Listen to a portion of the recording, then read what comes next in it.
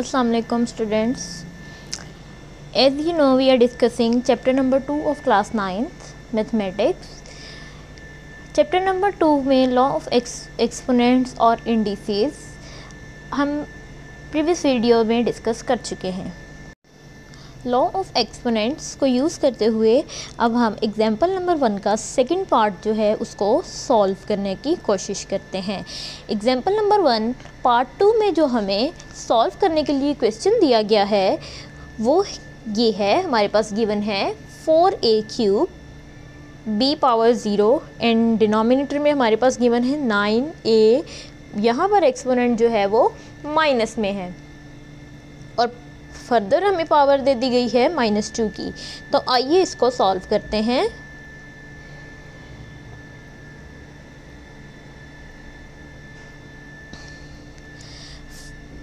बज़ाहिर इसको सॉल्व करते हुए जो हम फर्स्ट लॉ यूज़ करेंगे लॉ ऑफ एक्सपोनेंट वो है, यू कैन सी हमने जो लॉ पढ़ा था उसमें हमने एक ये लॉ पढ़ा था, अगर बेसिस सेम हो और न्यूमिनेटर एंड डिनोमिनेटर में एक्सपोनेंट्स जो हैं वो डिफरेंट हो तो हम बेस को एक कॉमन लेकर एक्सपोनेंट्स आपस में माइनस कर देते हैं. ये लॉ हमने एक्सपोनेंट का पढ़ा है. तो इसी तरह you can C in this question 4a³ 9a power -5. You can सी यहाँ पर बेसिस सेम है, यहाँ पर भी a गिवन है और यहाँ पर भी a गिवन है. तो इसी तरह यहाँ पर इसको मैं इस तरह से सॉल्व करूँगी 4a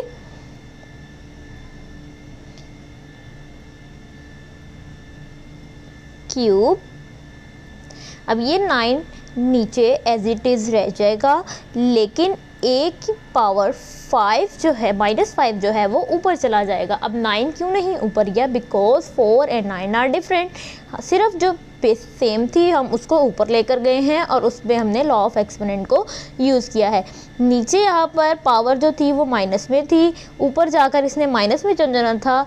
तो यू कैन सी यहाँ पर जो एक्सपोनेंट्स हैं वापस में माइनस होंगे. Exponents m3 as it is लिख दिया. n क्या है हमारे पास -5. अब ये -5 है और ये एक माइनस साइन ये लॉ वाला आ जाएगा. तो ये हम इसको -5 ऐसे लिख लेंगे and further b exponent 0 and power -2. इसको मैं फर्दर सॉल्व करूं तो you can see plus minus minus plus, ठीक है, minus minus plus, it will change into 4a 3 + 5 = 8. 8 अब साइन हम कौन सा यूज़ करेंगे? जो बड़ी वैल्यू के साथ है, और बड़ी वैल्यू के साथ कौन सा साइन है? माइनस का. तो यहाँ देगा -8. ओके. और यहाँ पर एक लॉ हमने और पढ़ा था जिसका मैं रेफरेंस देती चलूँ. अगर किसी भी बेस की पावर 0 आ जाए तो हमारा आंसर 1 होता है, ठीक है. अब यहाँ पर बेस की पावर 0 आ गई है तो हमारा आंसर क्या है? 1, ठीक है. तो ये मैं b0 की जगह यहाँ पर क्या यूज़ कर लूँगी? 1. इसी तरह 9 रिमेनिंग एज इट इज़ ही रहेगा और यहाँ पर आ जाएगा -2. ओके. अब मैं इसको फर्दर सिंप्लीफाई करूं. अब you can see here is a problem. And what is the problem? You can सी ये जो हमारे पास पावर आ रही है ये नेगेटिव आ रही है.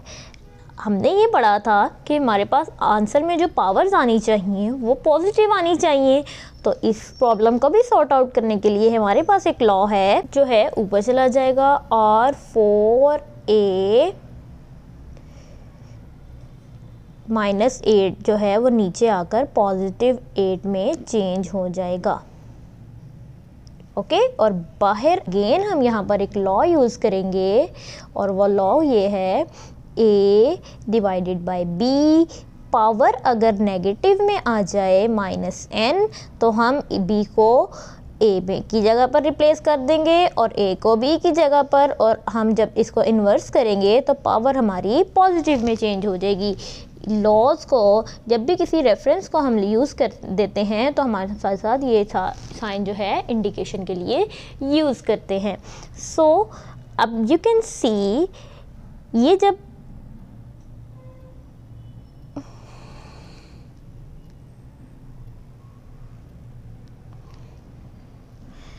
हम इसको फर्दर सॉल्व करते हैं, ये रेफरेंस हमने यहाँ यूज़ कर लिया और ये पावर हमारी पॉजिटिव में चेंज हो गई, ये वाली भी और ये वाली भी सेम इसी तरह।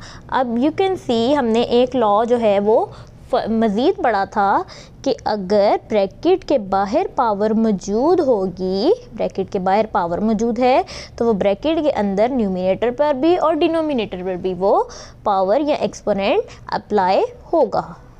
सो a power n and b power m same here, यहाँ पर 9 की पावर 9 के ऊपर भी 2 आएगा और इस पूरे के ऊपर स्केयर 4a पावर 8 के ऊपर स्केयर आएगा और इसमें इट मीन्स हम इसका स्केयर करेंगे।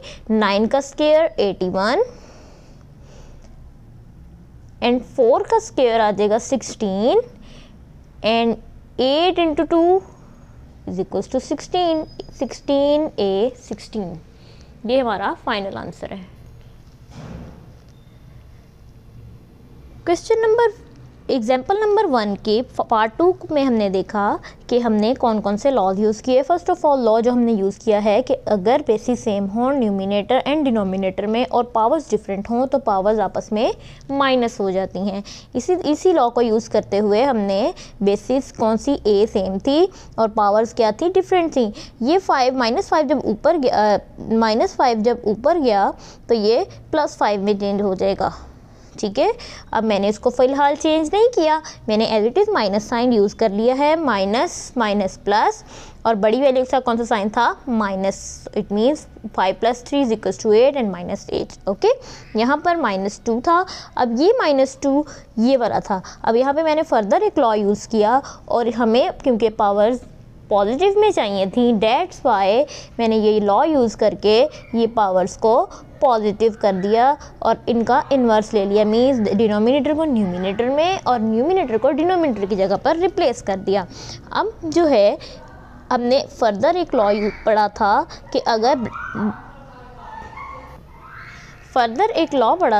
कि अगर एक्सपोनेंट्स जो है वो ब्रैकेट के बाहर मौजूद हो तो वो ब्रैकेट के अंदर मौजूद न्यूमिनेटर एंड डिनोमिनेटर बोथ पर वो एक्सपोनेंट आएगा। यही लॉ जो है हमने ये वाला लॉ जो है हमने यहाँ पर अप्लाई किया एंड ये पावर ये एक्सपोनेंट 9 पर भी आया, ये एक्सपोनेंट 4 पर भी आया, ये एक्सपोनेंट 8 की पावर पर भी आया। 9 का एक्सपोनेंट आया, 9 का स्केयर 81, 4 का स्केयर 16, a के ऊपर ऑलरेडी पावर मौजूद थी 8 की, 8 × 2 = 16, so it is our final answer. अब हम मूव करते हैं एग्जाम्पल नंबर 2 के पार्ट 1 एंड 2 की तरफ। एग्जाम्पल नंबर 2 में हमें कहा गया है simplify the following using law of indices. Using law of indices और using law of exponents are same. इसमें एज सच कोई रॉकेट साइंस नहीं है, हम पुराने लॉज ऑफ एक्सपोनेंट ही यूज़ करेंगे और उनको यूज़ करते हुए हम इन क्वेश्चंस को भी, इन एग्जांपल्स के क्वेश्चंस को भी सॉल्व करेंगे। तो आइए सॉल्व करना स्टार्ट करते हैं। सबसे पहले सॉल्यूशन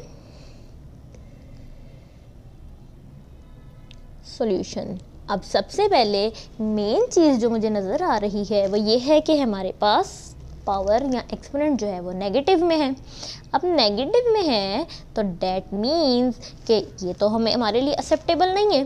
अब एक्सेप्टेबल नहीं है तो फॉर इट्स सोल्यूशन हम क्या करेंगे, हम इसको पॉजिटिव में चेंज करेंगे। अब इसको पॉजिटिव में चेंज करने का एक बहुत ही आसान तरीका लॉज ऑफ इंडिसेस में है कि अगर एक्सपोनेंट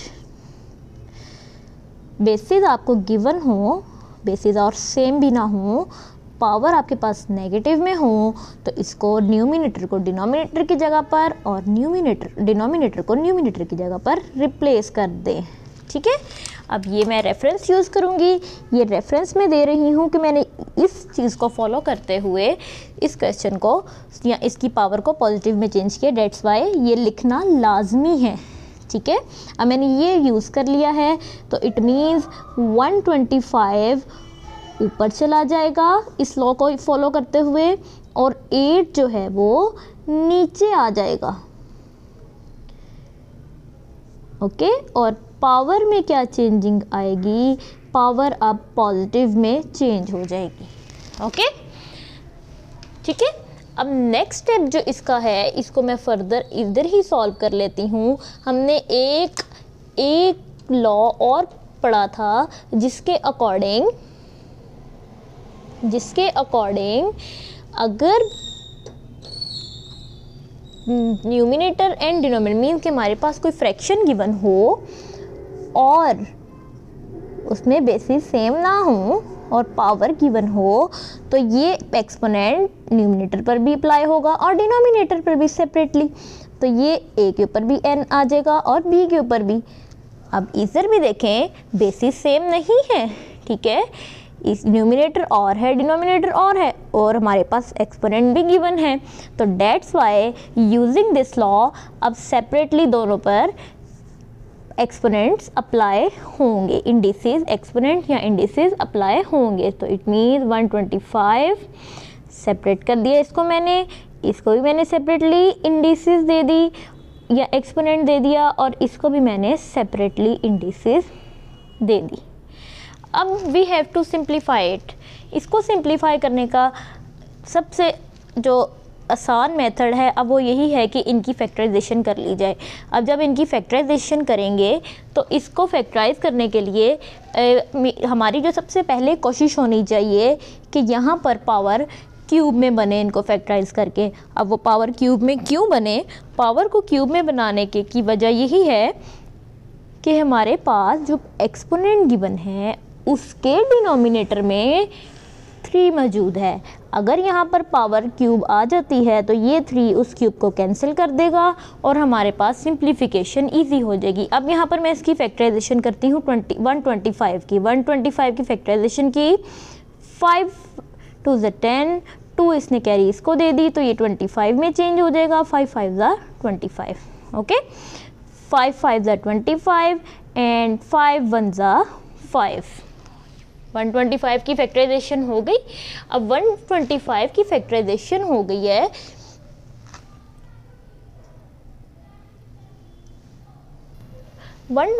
की फैक्टराइजेशन की तो यू कैन सी हमारे पास क्यूब में अब आंसर आ जाएगा।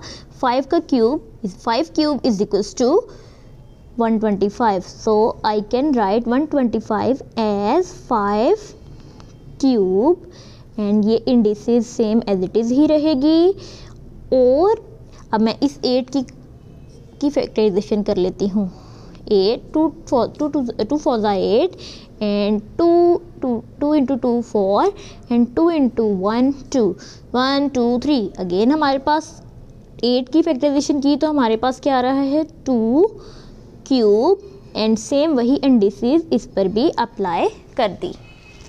ओके, ये मैं इसको मार्क कर देती हूँ, ये इसको प्रोमिनेंट करने के लिए मैं इसके गिर्द एक स्क्वायर ड्रॉ कर दिए। ओके, अब फर्दर इसको सॉल्व करें।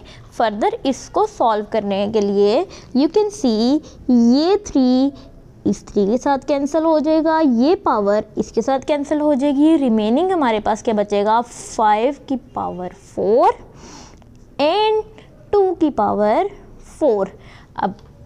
अब इट मीन्स इसको सिंप्लीफाई मज़ीद कर लेते हैं। 5 को हम 4 टाइम्स मल्टीप्लाई करेंगे। 5 1 time, 2 time, 3 time and 4 time. ठीक है, 2 को भी मैं लिख लेती हूँ 4 times, 1 time, 2 time, 3 time and 4 time. अब इनको मैं सॉल्व करती हूँ मल्टीप्लिकेशन करके। 5 5 ज़ा 25, 25 5 ज़ा 125, 125 5 ज़ा 625। ठीक है, 2 2 ज़ा 4, 4 2 ज़ा 8, 8 2 ज़ा 16। तो हमारे पास फाइनल आंसर क्या आ जाएगा 625 एंड 16। ये हमारे पास फाइनल आंसर आ गया है। अब हम एग्जाम्पल नंबर 2 के पार्ट 2 की तरफ मूव ऑन करते हैं। एग्जाम्पल नंबर 2 पार्ट 2 में कोई स्पेशल कॉम्प्लिकेशन तो नहीं है, बट इसमें आपको उन्होंने जस्ट कंफ्यूज करने के लिए जो एक्सपोनेंट या इंडिसेस दी है अब की बार, या पावर दी है अब की बार, वो कोई न्यूमेरिक डिजिट नहीं दिया, जस्ट n दे दिया। सो इसमें आपने कंफ्यूज नहीं होना, जस्ट इसको सॉल्व करती हूँ बहुत इजी मेथड में।